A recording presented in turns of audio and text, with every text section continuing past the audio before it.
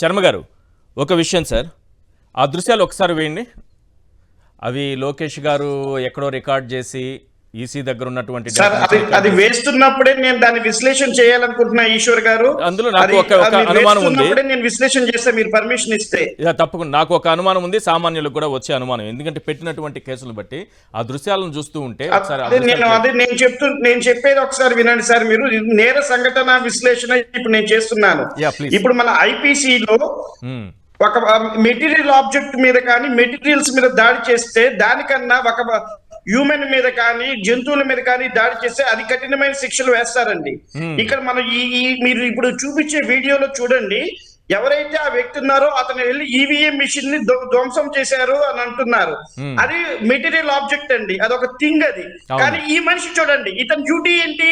అక్కడ ఉండి ఓటు కరెక్టో రాంగో చెప్పాల్సిన వ్యక్తి, అంతకన్నా అతనికి పోలింగ్ ఏజెంట్ అంటారు ఇతనికి ఉండే డ్యూటీస్ అండ్ రెస్పాన్సిబిలిటీస్ ఏంటంటే అతను ఉన్న చోట కూర్చొని ఎవరు దొంగ ఓటు ఎవరు కరెక్ట్ ఓటు నోటు నమోదు చేయడం తప్ప వేరే రెస్పాన్సిబిలిటీ కానీ డ్యూటీ కానీ అతనికి లేదండి. అతను లేచి వెళ్ళి మనిషి మీద దాడి చేశాడే తప్ప అక్కడ ఉన్న మనుషులు ఎవరు కూడా ఇతని మీద దాడి చేయడం జరగలేదు. మీరు గమనించండి. అంటే తన బాధ్యతని మీరు ప్రవర్తించింది అక్కడ పోలింగ్ ఏజెంట్ అండి. మనిషి మీద దాడి చేయడం అనేది బాగా ఏమైనా చర్య, కఠిన చర్య అండి. దానికన్నా ఈవీఎం మీద దాడి చేసింది చాలా చిన్న విషయం కింద లెక్క. అది నేను చెప్పట్లేదు కదా, ఐపీసీ చెప్తోందండి. అక్కడ చూడండి, ఇతను 3 సార్లు 4 సార్లు కొట్టాడు, చేశాడు. అతను కొట్టుంటే పక్కకు లాగారు. కానీ ఆ కొట్టిన ఎవరినైతే పక్కకు లాగారో తన పరిధి మించి ప్రవర్తించిన పోలింగ్ ఏజెంట్ తన మీద అత్యాయత్నం జరిగిందని చెప్పి కేసు పెట్టడం, దాన్ని స్వీకరించడము వాళ్ళు పెట్టిన వీడియోలో క్లియర్ కనబడుతోంది. అంటే ఒక మెటీరియల్ ఆబ్జెక్ట్ మీద దాడి చేస్తే దానికి ఐపీసీ కఠిన శిక్షలు వేయట్లేదు. కానీ మనిషి హత్యా ప్రయత్నం కానీ దాడి కానీ ఆ పోలింగ్ ఏజెంట్ చేశాడు. మనం వాళ్ళు ఇచ్చిన రూల్స్ రెస్పాన్సిబిలిటీస్ ప్రకారం పోలింగ్ ఏజెంట్ అక్కడ కూర్చొని ఈ ఓటు దొంగ ఓటా కరెక్ట్ ఓటా అని చెప్పేంత వరకే ఉంది. అక్కడ నేర సంఘటన జరిగితే దాని మీద కంప్లైంట్ చేయాల్సిన ఆఫీసర్లు వేరే వాళ్ళు ఉంటారండి. అక్కడ బీఆర్ఓలు వాళ్ళందరూ ఉంటారు. వాళ్ళు రెస్పాన్సిబిలిటీ తీసుకోవాలి, వాళ్ళు ఆపాలి. వాళ్ళ డ్యూటీలు కరెక్ట్ గా చేశారు. దాని వీడియో తీసి పైన వాళ్ళకి పంపించారు.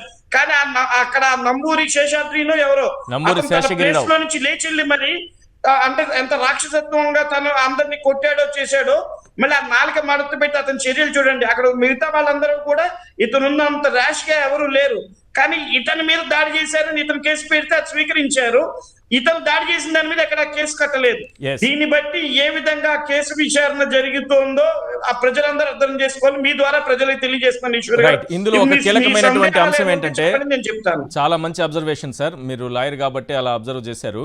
చాలా మంచి అబ్జర్వేషన్. ఆ దృశ్యాలు అలాగే ప్రసారం చేయండి ప్లీజ్. దాని మీద మాట్లాడాలి, ప్రజలకు కూడా అర్థం కావాలి. అక్కడ ఏంటంటే, అక్కడ మీరు చెప్పినట్టుగా ఒక బాక్సుని కింద పడేశారు. పిన్నెల రామకృష్ణారెడ్డి గారు. సో దానికి సంబంధించి కేసు పెట్టారు. నంబూరి శేషగిరిరావు మీరు చూడండి, ఒక అతను ఎలా కొడుతున్నాడు, అతను దాడి చేశాడు. వీళ్ళెవ్వరూ కూడా ఇంతమంది వెళ్ళినా అతని పైన దాడి చేయలేదు. కానీ ఇక్కడ ఏం కేసులు పెట్టారంటే, ఈవీఎం ధ్వంసంతో పాటు టీడీపీ ఏజెంట్ నంబూరి శేషగిరిరావుపై దాడి చేశారు. అతని పైన హత్యాయత్నం జరిగినంతగా ఇక్కడ సెక్షన్లు బలాయించారు. ఎంత దుర్మార్గం అంటే, మొత్తం 15 మంది ఎమ్మెల్యేతో పాటు 15 మంది లోపలికి వెళ్ళారట. నాకు కనపడలేదు సార్ అక్కడెక్కడ 15 మందిపై పెట్టారు ఇప్పుడు కేసులు. ఎమ్మెల్యే మరో 15 మందిపై కేసులు పెట్టారు. కొట్టింది ఎవరు? నంబూరి శేషగిరిరావు. చంద్రబాబు నాయుడు గారు కూడా మెచ్చుకున్నారు ఆయన్ని. చాలా అద్భుతంగా దాడి చేశారు మీరు, ఏమాత్రం భయపడకుండా అని.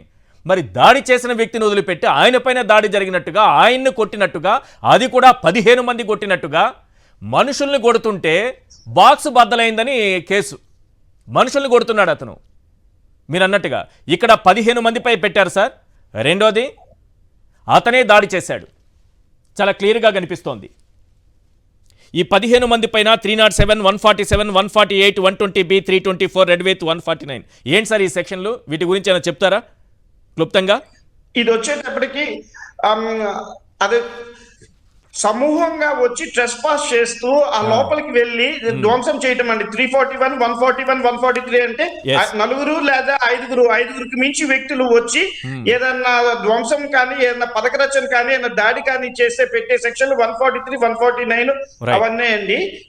341 ఏమో ట్రెస్ పాస్ చేసి అంటే అతను రాకూడని చోటుకి అతను వచ్చారు అనేది అతని మీద కేసు అండి అది.